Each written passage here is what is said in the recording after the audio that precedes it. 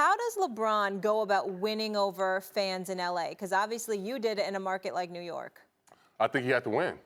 I think the only way you're going to get the fans, especially Laker fans, on your side is to win and go out and, be in the playoffs and, have a good season and take them to the Western Conference Finals or the finals where they want to be. I got this question for both you and Max, because I went on my radio show and I said this a few weeks ago.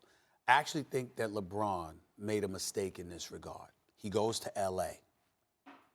Does he do a sit-down interview with the great Jim Hill, local reporter in L.A.?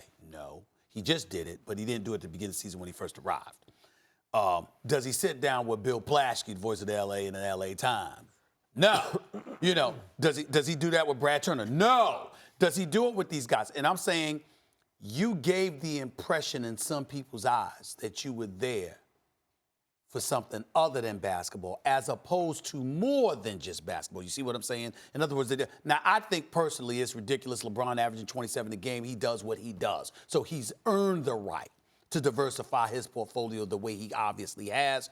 But going to that LA market when you're succeeding a killer like Kobe, who was all in, I think was a mistake. Your thoughts? So he has to do those interviews? I'm not asking. I'm talking about, I'm asking about, do you feel, in other words, when you're trying to ingratiate yourself with a new fan base, that those things are important? Yeah, those things are important, definitely. I mean, you need to be there. You want to, let them know your personality, let them know what you're trying to get across, your message you're trying to relay.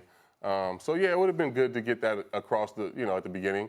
But he's there now for the next, 3 or 4 years? 3 years. That's 2 years after this, before a player option. Yeah. I mean, I think they're going to have to win. And I think, LeBron being as great as he is, you put a team around him, he's going to win. So I think he'll be fine. CC, I remember when you were heading into free agency, you get traded to the Milwaukee Brewers.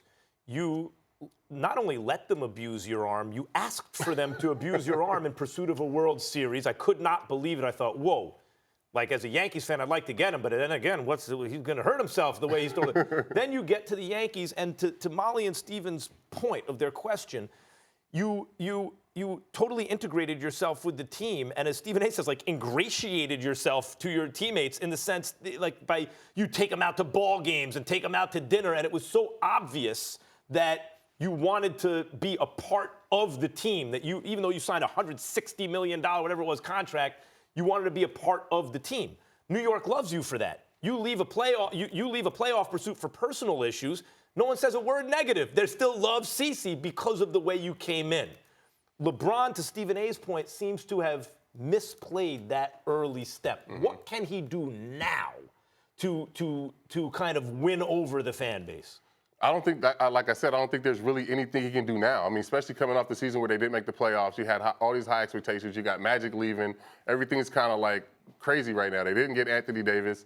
So there's nothing he can really try to do right now other than bring along his young teammates somehow. How did you bring young guys into the fold? You were I think it's kind of too late for him to try to bring those young teammates along, because we know that they were trying to trade those guys. Right. Let me ask you this. Let me ask you this. What role do you believe LeBron should play in the Lakers' hiring of a new coach?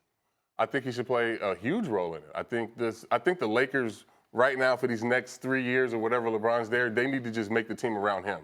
Forget building for the future and 5 and 6 years out. Try to win the next 3 years and do whatever you need to do, whether that's bring in Tyronn Lue, whether, make LeBron comfortable and bring his guys in to get the best out of him right now, because this is really your future right now, what you have. So, and then you go and draft after that and do whatever you have to do after that. Basketball is different than baseball, obviously, right? You can't do that in baseball, really, but you can do that in the NBA. Mm-hmm. Do you think they are best served? I think the Lakers don't have to get a superstar right now. I always bring up Danny Green and Brook Lopez and those kind of guys who they had, Brook Lopez. If they place the right pieces around him now, then they ain't going to win a championship next year anyway. But the following year they could if they snag a superstar. What do you think they need to do in this offseason? Like I said, just surround LeBron with guys that are going to make him comfortable. If that's, you got to trade your young guys or do whatever you need to do to make LeBron, get the best out of LeBron right now. And obviously him scoring 27 points and 7 rebounds and doing everything he does is great, but he needs guys around him to help the team to win.